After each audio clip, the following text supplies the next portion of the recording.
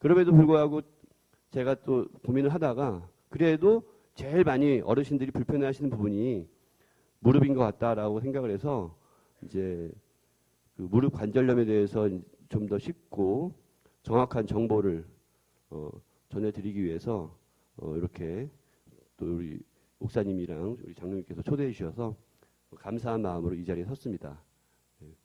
그래서 우리가 이제 오늘 제가 준비한 제목은 이제 무릎 관절염 어떻게 이길 수 있을까? 결국은 우리 병이라는 건 그렇습니다. 제가 이제 뭐 나름 의대를 졸업하고 전문의를 취득하고 약 10여 년 동안 진료를 하면서 저도 이제 수술을 하는 이제 외과 의사고 정형외과 의사고요. 그렇긴 하지만 환자를 보면 볼수록 수술을 하면 할수록 이게 수술이 답이 아니다라는 생각이 점점 들고 있어요. 예.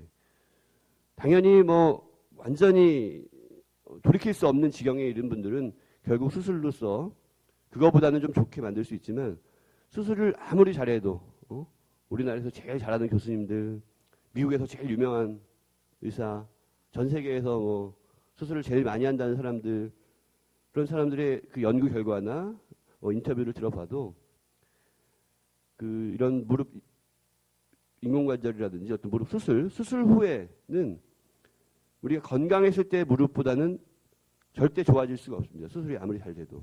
그래서 모든 병이 그렇죠. 예방이 가장 중요하고요. 예방 그리고 관리가 중요하고 그 다음에 안 되겠다 싶을 때 이제 치료로 들어가게 됩니다. 그래서 오늘은 뭐 치료도 치료지만 사실은 더 이제 예방할 수 있고 미리 예방할 수 있고 그 더 나빠지기 전에 관리할 수 있는 그런 부분들에 대해서 중점을 두고 우리 어르신들께 좀 몇 가지 말씀을 드리도록 하겠습니다. 그럼 일단 우리가 무릎이 뭔지라는 거에 대해서 좀 더 정확하게 알아야 될 것 같은데요. 무릎이지 뭐겠냐라고 말씀하시겠지만 좀 더 그 정확히 보면 이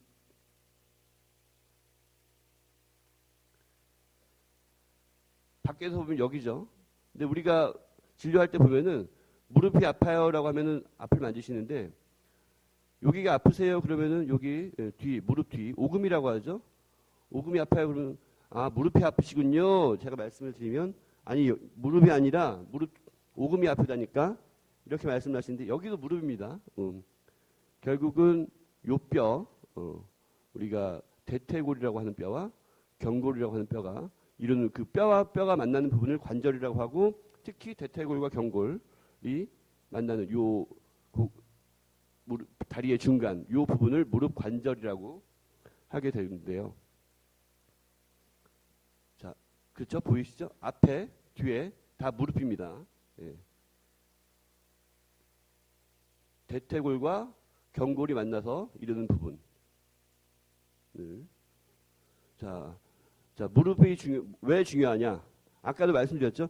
요즘 너무들 건강하세요. 건강관리 잘하셔서 뭐 당뇨, 혈압 이 정도는 이제 병도 아니죠. 약이 워낙 좋은 약들이 많이 나왔기 때문에 그 정도는 뭐 드시면서 전혀 일상생활에 지장이 없단 말이에요. 건강하시고 머리도 맑으시고 하고 싶은 것도 많고 놀러 갈 때도 많고 굉장히 좋은데 이게 무릎이 아프면 걸을 수가 없으니까 걷기가 너무 힘드니까 이게 어딜 갈래도 아이고 무릎도 아픈데 뭐 그냥 나는 안 갈게요. 니네들끼리 갔다 와. 이렇게 되거든요. 정말 안타까운 거죠. 예. 내가 정말 중병이 들어서 뭐 누워가지고 이렇게 이랬으면은 뭐 그냥 그러려니 하겠는데 다 멀쩡한데 무릎이 아파가지고 못 걸으시면 정말 안타깝단 말이죠. 그리고 그런 부분들이 그 아주 사소한 조그만 그 규칙들만 잘 지키면 충분히 예방하고 관리할 수 있다는 점에서 더 안타까운 부분이 있는 것 같습니다. 그래요. 점점 이제 뭐 여기 어르신들 뭐 여러 연령대 분 계시겠지만 점점점 평균 수명은 길어지고 있고요. 그래서 우리가 이제 100세 시대를 우리가 맞고 있다고 하는데요. 결국은 건강한 삶이란 무엇이냐? 이게 이제 어떤 화두가 된다는 거죠. 그냥 100세 숫자, 나이가 중요한 건 아니란 말이죠. 100세까지 살긴 사는데 사실은 그 침대에 누워서 와상 상태로 아니면 방에서만 그 정도로 누워서 20년, 30년 동안 그렇게 사는 100세는 사실 큰 의미가 없지 않나라는 생각이 들고요. 결국 건강하게, 응? 안 아프게, 응? 활동을 하면서 살 수 있는 그런 100세 시대가 정말 진정한 100세 시대가 아닌가라는 생각이 들고요. 그런 부분에 있어서 무릎 관절의 어떤 건강, 이 중요성이 점점점 더 대두가 되고 있다고 생각을 하고 있습니다.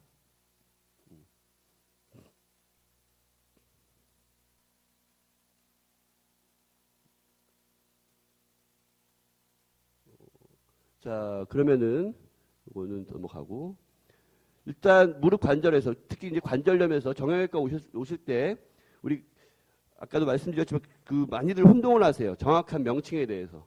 자, 인대는 뭐고 힘줄은 뭐고 연골은 뭐고 연골판은 뭐고 염증은 뭐고 달았다는 건 뭐고 굉장히 그 혼동되는 개념들이 있는데 물론 정확하게 아실 필요는 없어요. 정확하게 아실 필요는 없고 근데 이런 부분들 정확하게 아실 필요까지는 없지만 내가 뭐가 잘못되는 정도까지는 알고 계셔야지 이런 운동 방법이라든지 이런 게 달라지기 때문에 그런 부분에 대해서 간단하게 설명을 드리겠습니다. 자, 뭐 이건 너무 복잡한데 결국 인대라는 거는 뼈랑 뼈를 이어주는 거고요. 힘줄이라고 하는 거는 근육이 뼈에 붙는 부분이에요. 근육. 결국은 이게 구조물은 다 똑같은 구조거든요. 이제 우리가 미세 구조로는 똑같은데 결국은 이 빨간 게 있느냐 없느냐, 살코기가 있느냐 없느냐에 따라서 없으면 인대, 있으면 힘줄. 근데 결국은 둘이 하는 역할도 비슷하고 일으키는 증상도 비슷합니다. 근데 어쨌건 이렇게 인대와 힘줄은 분명히 다르다는 거 알고 계셔야 되고 그리고 이제 연골판이라는 게 있고 이제 연골이라는 게 있는데요. 이제 연골판은 요거죠, 요거. 이제 뼈하고 뼈 사이에 끼어 있는 거, 판, 우리가 흔히 말하는 도가니, 물렁뼈를 연골판이라고 하고요. 여기가 연골판이고, 연골은 뼈를 직접 덮고 있는 부분, 이런 거, 뼈를 직접 덮고 있는 하얀 부분, 요거를 연골이라고 하고요. 연골과 연골 사이에 이런 연골판이 있는 겁니다. 도가니. 흔히 저는 이제 쿠션이라고 표현을 하는데요. 두 개가 우리 의자에 앉을 때 딱딱한 의자에 앉는 거랑 쿠션이 있는 폭신폭신한 의자에 앉는 거랑 다르잖아요. 느낌이 훨씬 편한 정도가 다르단 말이에요. 그런 쿠션을 역할을 하는 게 연골판이고요.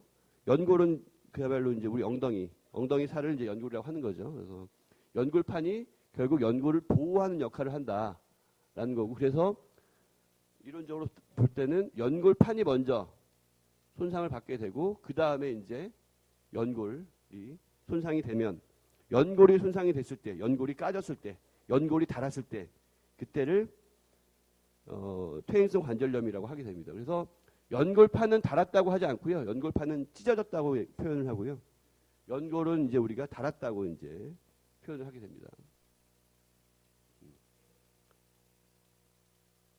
그래서 이제 닳았다, 염증 이제 이런 것들도 있는데 이제 닳았다는 거는 아까 말씀드린 대로 연골이 마모가 되는 거고요. 연골이 까지는 거죠. 연골이 까지는 거고 연골 아래에 뼈가 노출이 되니까 연골이 닳으려면 필연적으로 연골판이 찢어져 있어야 되고 연골이 닳고 뼈가 노출되면 결국은 뼈가 붙어요. 우리 이제 정형외과도 많이 다녔을 거예요. 엑스레이도 많이 찍어 보셨을 거고 그러면은 뭐 친절하게 설명해 주시는 선생님들은 이렇게 엑스레이 보면서 여기 보이시죠? 원래 이렇게 떨어져 있어야 되는데 여기 붙었어요.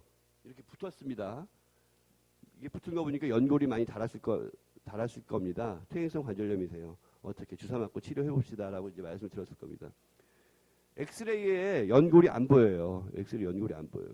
그래서 엑스레이를 보고 연골이 닳았다라고 하면은 사실은 여기 보이시죠? 요거 연골이 닳았네. 이거는 정확한 표현이 아니죠. 왜냐하면 엑스레이 연골이 안 보이니까. 근데 아까 말씀드린 대로 그냥 뼈랑 붙어버린 거예요. 그러면은 엑스레이 연골이 안 보여도 당연히 연골이 닳았으니까 저렇게 붙었겠구나 라고 우리가 생각을 할 수 있으니까 연골이 많이 닳으셨네요 라고 이제 우리 그 선생님들이 정형외과 선생님들이 이제 설명을 해드리게 돼요. 그럼 염증은 뭐냐? 염증은 염증은 일단 부어야 돼요. 그러니까 연골이 잘 된다고 해서 항상 염증이 있는 건 아니고 그 연골이 다른 상태에서 막 쓰시는 거죠. 연골이 닳았다고 해서 뭐 시장 안 볼 수 없고 뭐 교회 안 나오실 수 없고 하니까 걸어 다니신단 말이에요. 그러면은 얘네들이 결국은 뼈끼리 막 부딪히니까 단단한 것끼리 부딪히니까 이제 비명을 지르는 거예요. 비명을 지르면서 나 좀 아픈데 좀 쉬지 왜 또 나오셨어 하면서 이제 붓고 이제 물이 차고 그런 상태를 이제 우리가 염증이라고 하고요. 이거는 급성으로 잠깐 왔다가 사실은 시간이 좀 지나면 다시 염증은 가라앉고요. 그리고 약을 먹고 물리치료를 하고 주사를 맞고 하면은 더 빨리 가라앉죠. 하지만 염증이 가라앉았다고 해서 연골이 다시 생긴 건 아니죠. 예. 그래서 염증이라는 거는 이제 우리가 퇴행성 관절염이 진행하는 과정에서 중간중간에 한 번씩 닥치는 그런 위기 상황이다라고 이제 말씀을 드릴 수가 있습니다. 물론 염증은 관절뿐만 아니라 이렇게 힘줄에서도 생길 수 있다는 그림을 보여드리는 거고요.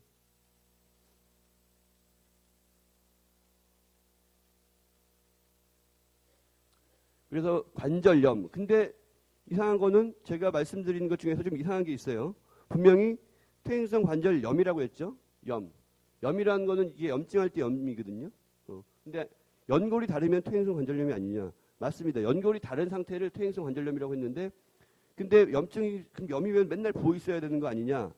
이게 아주 그 논란이 되는 그래서 명칭인데요. 우리가 그냥 사실은 맞지 않는데 맞는 표현이 아닌데 관행적으로 연골이 다르면 그냥 관절염이다라고 말씀을 드리고요. 아까 말씀드린 그런 붓고 아픈 그런 염증은 또 따로 분류해서 그냥 반응성 염증이라고 따로 분류를 하는데요. 이거는 그 명칭이 맞지 않지만 일단 관행적으로 우리가 그렇게 부른다고 그냥 알고 계시면 돼요. 관절염이라는 정확한 정의는 이제 연골이 다른 것을 이제 우리가 관절염이라고 하기로 했다. 이제 다 같이 약속을 한 거죠. 옛날에. 근데 사실은 이제 의학이 발달하면서 저게 좀 틀린 말이구나라고 이제 우리가 알게 됐는데도 불구하고 워낙 오랜 세월부터 오래전부터 이렇게 얘기를 해왔기 때문에 그걸 바꾸지 않고 그냥 붙지 않아도 연골이 닳았으면 우리 관절염이라고 하자라고 해서 이제 이런 걸 퇴행성 관절염이라고 하고요. 자, 이제 예방법이 나옵니다. 예방법. 자, 관절염을 이제 막아야 되죠. 관절염을 막으려면은 어떻게 해야 되냐 이거죠. 예방. 아까도 말씀드렸습니다. 관절염이라는 건 특별한 게 없어요. 특히 이제 무릎에서만 특히 국한해서 말씀을 드리면 결국은 많이 사용해서 기계로 생각하면 기계가 다른 거란 말이에요. 많이 써서 다르니까 자 그러면은 거꾸로 생각하면은 많이 안 쓰면 되겠구만. 안 쓰면 기계가 안 다를 거 아니에요. 안 쓰면 기계가 안 다르니까 그러면은 걸어다니지 않고 누워만 있으면 가장 좋겠네. 우리가 상식적으로 그렇게 생각이 되겠죠. 그냥 생각하면 많이 쓰니까 다른다. 안 쓰면 되겠다. 무릎을 안 쓸 수 있는 가장 좋은 방법은 누워 있으면 되지. 누워 있으면 돼야 안 돼요. 누워 있으면 안 됩니다. 안 돼요. 다녀야 돼요. 오히려 왜 그러냐면은 뭐 이것도 기계랑 굳이 비교하자면 그래요. 기계를 너무 비싸고 너무 좋은 기계가 왔어. 애지중지 그냥 신주단지 모시듯이 잘 감춰놨어요. 시계 같은 거라도. 나중에 꺼내보면 어떻게 해요? 그냥 다 녹슬었죠. 응? 시계 뭐 고장나고 분침도 안 가고 있고 한 10년 만에 꺼내봤더니 다 고장나 있대요. 마찬가지예요. 무릎도 너무 과하게 쓰면은 안 되지만 또 너무 안 쓰게 되면 뼈도 그렇고 연골도 그렇고 적절한 자극이 있지 않으면 금세 약해집니다. 그래서 건강한 삶을 유지하려면 다녀야 돼요. 움직이셔야 된다는 얘기예요. 근데 그게 중요한 거, 그게 어려운 거죠. 어느 정도가 적당한 것이냐, 얼마나 운동을 하는 게 좋은 것이냐, 그런 부분들이 어려운 점인데 이게 정답이 없다는 게 어려운 거예요. 왜? 다 개개인이 다르단 말이에요. 무릎이 생긴 게 다 다르고, 얼굴 생김새 다르듯이 무릎 생김새도 다 다르고, 다 키도 다르시고, 몸무게도 다르시고 하기 때문에 각 어르신 분들이 얼마나 움직이는 정도가 적당하냐는 다 다르기 때문에 꼭 상담을 받으시고 정확하게 설명을 들으셔야 된다는 얘기예요. 요거는 넘어가고요. 자, 관절 연골이 다른 거. 결국은 뭐 제가 말씀드린 대로 많이 써서 그런 거예요. 그래서 많이 쓰는데 그 많이 쓰는 것 중에서도 중요한 부분이 있습니다. 중요한 부분. 계속 그 지속적인 자극은 너무 과하지만 않으면 괜찮은데 갑자기 생기는 자극. 그러니까 순간적인 충격이죠. 우리 그런 경험들 많이 겪으셨을 거예요. 이런 계단 내려가다가 갑자기 삐끗 하는 거죠. 그게 이제 연세가 드시면서 아무래도 근력이나 인대의 힘이 약해지니까 조심스럽게 내리셔야 되는데 그냥 옛날에 그냥 팍 내리면은 무게가 한 번에 확 실리는 거죠. 사실 그날 하루 동안 총 무릎에 실린 무게는 똑같은데 이게 지속적으로 쭉 충격이 왔느냐 한 번에 쾅 왔다가 쾅 왔다가 쾅 왔다가 이렇게 왔느냐에 따라서 무릎에 생기는 손상은 굉장히 차이가 크다는 거예요. 그래서 순간적인 충격을 줄여야 되고 그리고 체중 부하. 당연히 무릎이라는 거는 우리 몸통을 지탱을 하고 있죠. 위에 몸통의 무게가 가벼울수록 무릎으로 가는 힘, 충격은 적어질 수밖에 없기 때문에 체중 부하를 줄이자. 그리고 아까 말씀드렸습니다. 무릎은 계속 말씀드리지만 기계예요, 기계. 기계면은 잘 아껴서 잘 쓰셔야 돼요. 항상 닦고 조이고 기름치고 이런 윤활유가 있습니다. 윤활유를 잘 발라주면 당연히 오래 안 아프게 잘 쓰실 수 있어요.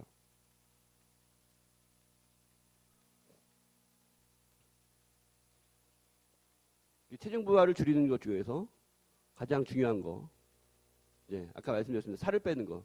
또 살 빼는 거 말고도 또 있죠. 체중 부하를 줄이는 방법이. 여기 모르겠어요. 저희 사실은 되게 그 죄송스러운 얘기인데 저희 어머니도 이제 저희 집사람도 일을 하는 바람에 우리 아기를 어머님이 오래 봐주셨는데요. 여기도 우리 손자 손녀들 많이 봐주시는 어르신들 많으실 거예요. 자, 아기 업고 다니시는 거죠, 아기. 어떻게 봐줄 사람이 없는데, 응? 우리 새끼 내가 봐야지. 맨날 업고 안고 다니시다 보니까 이것도 짐이거든요, 짐. 응? 특히 그나마 이제 그 깐난쟁이였을 때만 해도 들만 했는데 애는 커가고 나는 나이 들어가고 애는 점점 무거워지고 근데 애는 그냥 할머니만 보면은 달려들어서 앵기고 이거 안 안아줄 수도 없고 안다 보면은 이제 이렇게 무릎에 결국은 그 모든 무게가 무릎으로 간다는 얘기예요. 그래서 무거운 거 들지 말고. 자, 더 중요한 거 있습니다. 더 중요한 거. 딴 건 어쩔 수가 없어요. 딴 거. 살 빼는 거 노력하면 좋지만 살 빼기 쉽지 않죠. 제가 말씀드리면은 아이고 어떻게 좀 살 좀 빼셔야겠어요. 아이고 뭐 안 빠지는 걸 어떻게? 빼려도 안 빠지는 걸 어떻게? 무거운 물건 들지 말자. 애기 안아주지 말자. 우리 강아지가 이렇게 달려드는데 어떻게 안 안아줘? 어쩔 수 없는 부분들이 있는데요. 쉽지 않죠. 쉽지 않아요. 이거는 꼭 해야 되지만 쉽지 않은데 자 가장 쉬운 거 있어요. 가장 쉬운 거. 그리고 가장 중요한 거. 사실 요것만 안 해도 우리 어머님들 무릎 관절염 발생 비율이 제가 감히 예상컨대 절반은 줍니다. 절반. 쪼그리 앉지 마세요. 쪼그리 앉는 거. 네. 걸레질 한다고 쪼그리 앉으시고 뭐 청소한다고 쪼그리 앉으시고 요즘 뭐 좋은 거 많이 나왔습니다. 네. 이렇게 하셔야 돼요. 저렇게 하면은 뭐 방이 닦이나 내 손으로 뻐드득 해야지 닦이는지 뭐 저희 어머니도 똑같이 말씀을 하시는데 이게 뭐 이렇게 해서 얻을 수 있는 게 방 조금 덜 깨끗한 것보다 훨씬 중요한 내용이에요. 이것만 안 하셔도 무릎 훨씬 덜 아프실 수 있습니다. 자, 김장 담글 때도 김치 담글 때 이렇게도 하시죠. 이제는 다들 이렇게 하세요. 서서. 예. 테이블 하나 놓고. 정말 다시 한번 강조드리지만 오늘 제가 여러 가지 말씀드릴 거예요. 워낙 무릎에는 할 말들이 많아서. 근데 뭐 내용이 많으니까 기억하시기 어려운 부분들도 있고 그런 부분들 있으면 이제 병원 오셔서 또 여쭤보시면 대답해 드릴 텐데 오늘 이 자리에 와서 딱 하나만 그 기억하신다면은 뭐냐면은 쪼그려 앉지 말자. 요것만 기억하고 가셔서 집에서 꼭 실천을 해보세요. 꼭 실천을 해보시면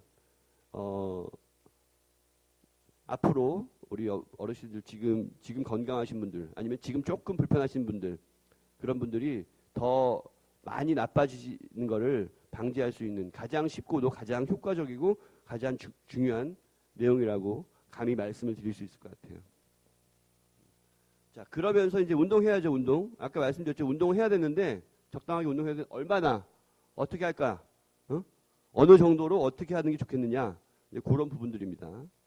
물론 아까 말씀드린 대로 그 개인이 다 달라요. 근데 개인이 다 다르지만 이 자리에서 제가 이제 돌아다니면서 우리 어머님 어떻게 하셔야 되고 말씀드릴 수는 없으니까 그 중에서 이제 일반적으로 다 모든 사람들한테 해당될 수 있는 가장 일반적인 말씀들을 드리자면 스트레칭.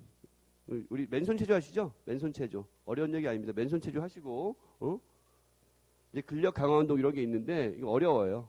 혼자 하시기 쉽지 않습니다. 어렵습니다. 그냥 국민 체조 한다고 생각하시면 되고요.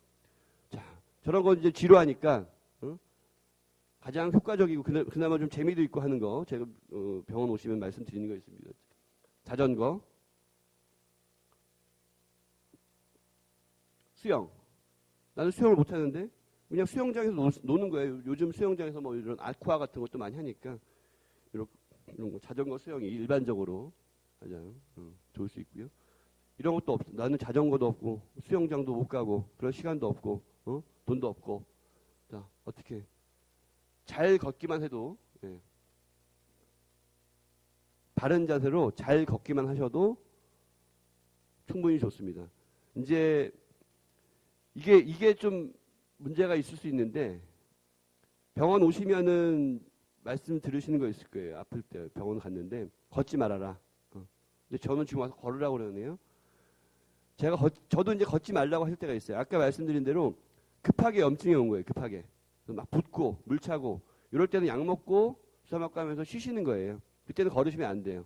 아까 근데 그거는 제가 말씀드렸죠. 그거는 이렇게 왔다가 가라앉아요. 저절로 시간이 지나면 가라앉습니다. 그 다음에는 이제 다시 걷는 거예요. 그 정도를 걷는 거를 어떻게 어떤 방법으로 얼마나 몇 분이나 걸을 거고 어디를 걸을 거냐 그런 것들이 이제 개개인마다 좀 다른데요.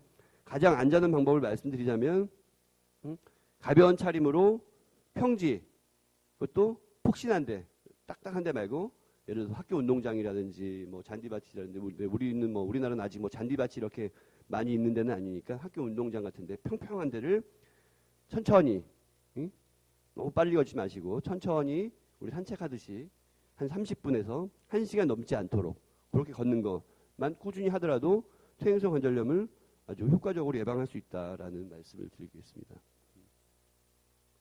자, 윤활유. 이거는 이제 그 이전까지는 집에서 혼자 하실 수가 있는 건데 이거는 이제 병원에 오셔야죠. 주사 맞는 겁니다. 주사.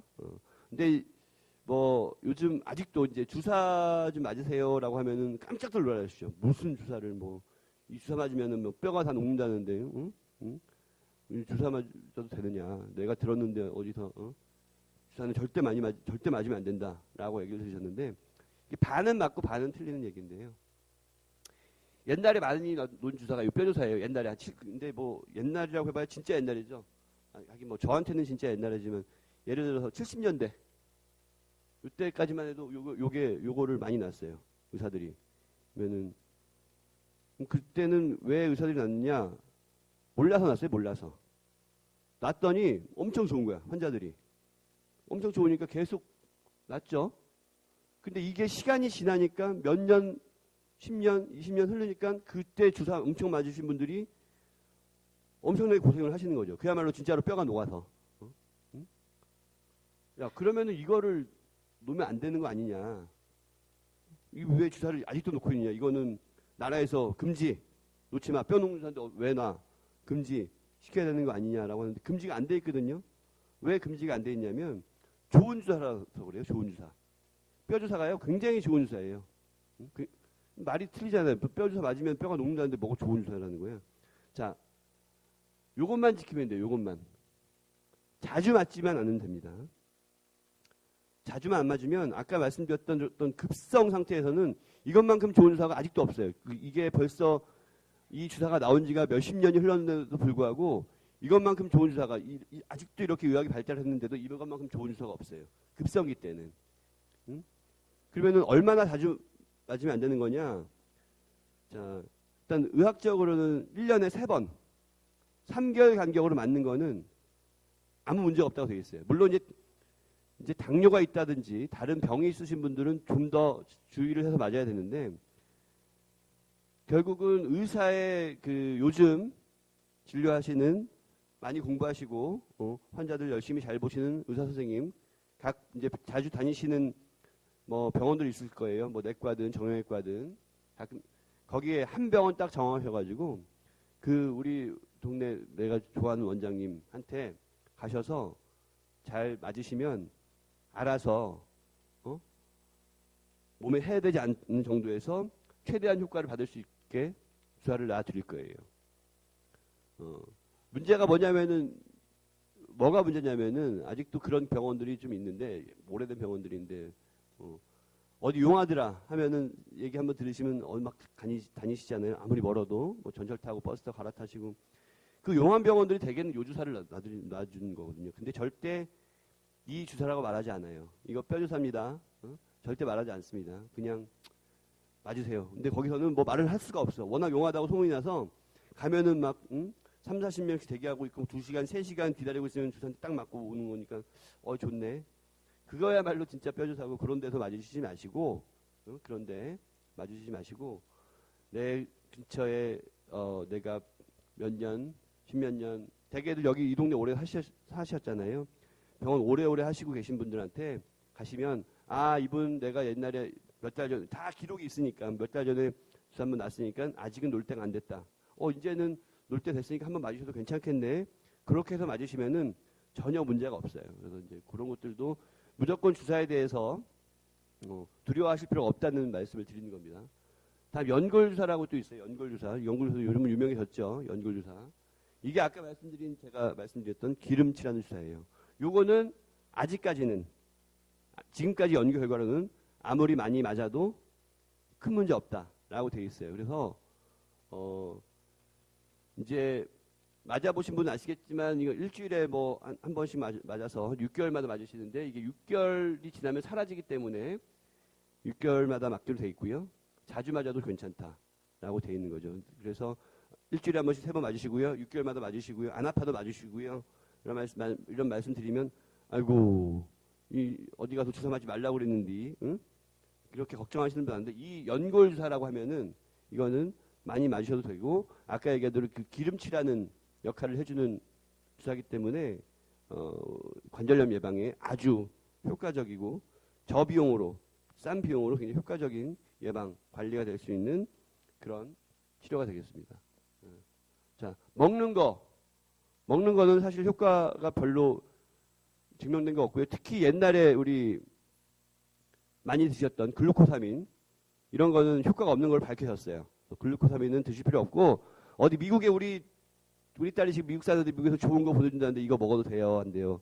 물어보시는데 그 정성을 생각하면은 뭐 드셔도 상관은 없지만 큰 효과는 없는 걸로 이미 증명은 됐습니다. 그래서 그런 거 드실 필요 없고 요즘은 오히려 우리나라에서도 뭐 좋은 약들이 많이 나왔기 때문에 이런 진통제 말고 연골 영양제 같은 게 좋은 게 많이 있어요. 그래서 효과가 증명이 되고 위장장애나 이런 게 없고 아주 안전한 약이 있어서 하루에 한 번 드시는 약 그런 것들도 병원에 오시면 저희가 환자분 상태에 따라서 처방을 해드릴 수 있고요.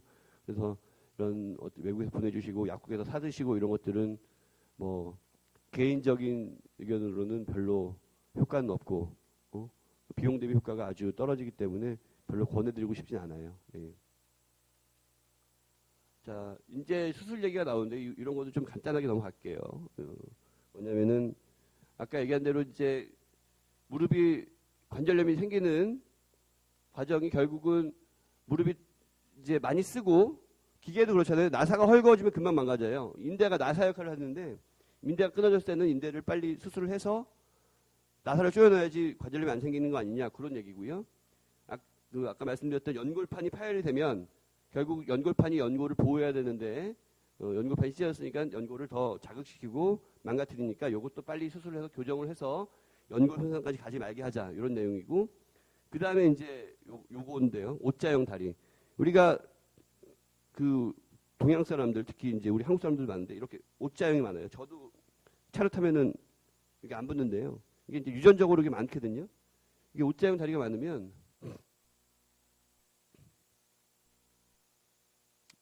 이 그림이 안 나오네.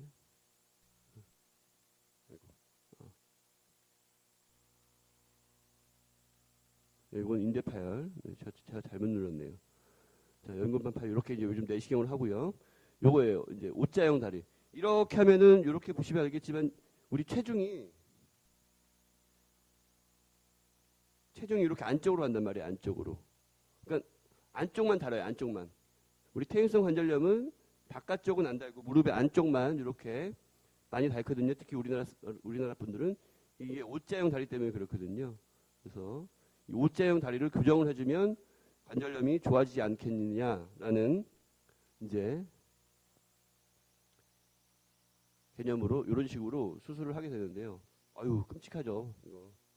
뼈를 막 잘라야 되고 이렇게 쇠가 들어가야 되고, 그런데 이거는 그래서 관절염을 예방하는 수술이고요.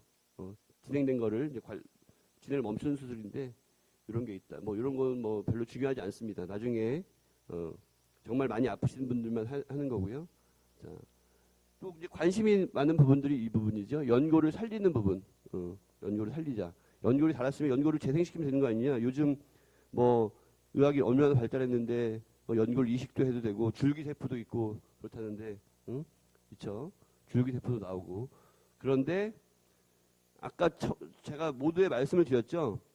이런 수술들 굉장히 뭐 그나마 연골이 많이 상한 상황에서 할 수 있는 수술들인데 이거 수술 아무리 잘 돼도 우리가 연골 상하기 전에 건강했던 무릎까지는 절대 되지 않습니다. 그래서 굳이 이제 연골이 상했으면 이런 부분들이 많이 있지만 더 중요한 거는 예방하고 관리하는 게 더 중요하다는 말씀을 드릴 거예요. 이렇게 수술을 합니다. 이렇게 해서 수술을 하면 이렇게 연골이 없던 부분이 연골이 생겨요.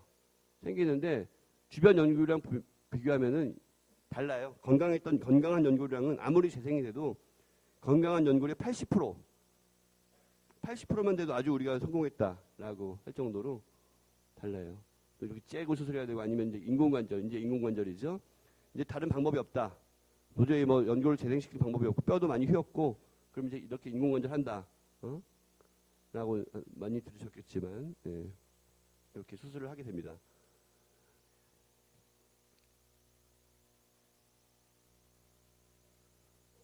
제가 수술 얘기는 일부러 빨리 지나갔어요. 어차피 내용도 좀 어려울 뿐더러 제가 괜히 여기 와서 말씀드려서 우리 병원 와서 수술하라라는 그런 얘기가 될까봐 그런 얘기 많이 뺐고요.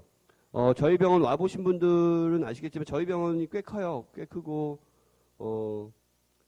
제가 이제 관절 보고 있고 척추도 보고 있고 이제 당연히 수술실도 많이 있고 입원실도 병실도 많이 있고 좋은 기계 많이 있는데요. 저희 병원의 모토가 그겁니다. 모토. 저희 병원 이름이 바른세상병원이죠. 바른 진료, 정직한 치료가 제가 병원을 설립할 때 모토입니다. 그래서 당연히 이제 수술을 할 수 있는 병원을 만들어서 수술이 필요한 분들은 최고의 기술로 수술을 해드릴 수 있지만 더 중요한 건 관리라는 거예요. 관리. 그래서 저희 병원 오래 다니신 분들 중 말씀드리면 뭐 딴 병원에서는 수술하라고 그랬는데 왜 여기 왔더니 어떠냐 하면은 글쎄요 뭐 왜 이 정도면 조금 더 지켜보고 조금 더 아껴보고 조금 더 가봅시다. 왜 아까 말씀드렸어요. 계속 말씀드립니다. 수술을 아무리 잘해도 수술하기 전에 잘 관리해서 치료한 만큼 결과가 나오지 않기 때문에 최대한 우리 어르신들, 우리 사람의 환자들의 몸 상태를 고려해서 그 최적의 치료를 하려고 노력을 하고 있고 최대한 수술을 피하면서 하려고 노력하고 있어요. 오늘 우리 어르신들도 제가 긴 시간 주절주절 여러 가지 말씀을 드렸는데, 오늘 집에 대학 끝나고 집에 가실 때 누가 저기 어느 병원에서 와서 뭐라 했다는데, 그 중에서 딱 기억하실 거, 예. 일단 기계를 아껴 쓰셔야 돼요. 아예 안 쓰면 안 되지만 아껴 쓰셔야 됩니다. 아껴 쓰시는 것 중에서 가장 중요한 게 뭐라고 그랬어요? 쪼그려 앉지 마십시오. 쪼그려 앉지 마시고, 거기다 하나만 더 해주신다면, 가능하시다면 이제 체중을 줄일 수 있으면 체중을 줄일 수 있는 그런 노력들을 좀 해주시면 그게 제일 중요할 것 같고요. 운동하십시오. 운동. 이 운동은 결국은 체중을 줄이는 효과도 있겠지만 관절과 연골을, 그러니까 뼈와 연골을 튼튼하게 해서 관절을 좀 더 오래 쓸 수 있게 하는 적절한 운동. 다른 거 힘드시면 평지 걷기, 학교 운동장 걸어 다니세요. 30분만. 하루 30분 꾸준히.